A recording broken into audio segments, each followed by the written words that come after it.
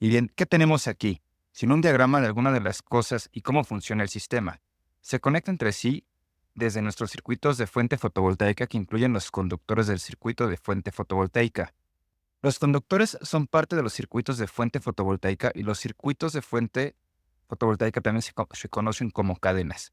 Son módulos que están conectados en serie y por lo tanto podemos tener un número del circuito de fuente fotovoltaica que llega a una caja combinadora si lo hubiera en un circuito que bajara a un combinador. Entonces no sería un combinador porque no habría nada por combinar, simplemente se llamaría caja de conexiones.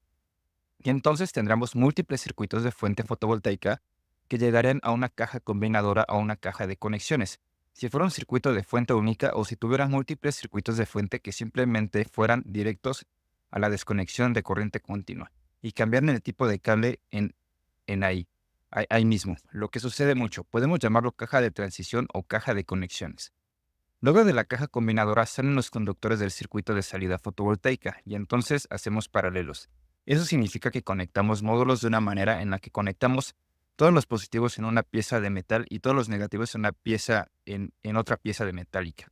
Combinamos estos circuitos en una fuente o en una caja combinadora y luego tenemos el circuito de salida fotovoltaica, que tendrán más corriente que el circuito de fuente fotovoltaica. Eso es porque ahí es donde hacemos conexiones paralelas, mientras que en un circuito fuente mismo entre los módulos hay conexiones en serie que aumentan el voltaje. ¿Recuerdan eso?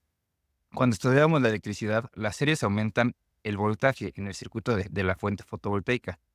Y luego en la caja combinadora, lo que tenemos son conexiones en paralelo, y las conexiones en paralelo tenemos un aumento de corriente. Luego aquí pasamos por la desconexión lo que sería la corriente continua. A menudo una desconexión de la corriente continua y la caja combinadora son prácticamente parte del inversor.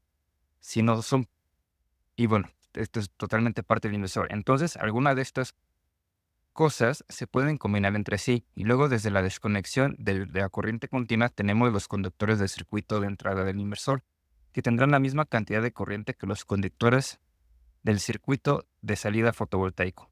Y luego después del inversor, con un sistema típico conectado a la red, tenemos los conductores del circuito de salida del inversor. Y por supuesto eso será corriente alterna. E irá a una desconexión de corriente alterna que a menudo es un disyuntor con retroalimentación de corriente alterna.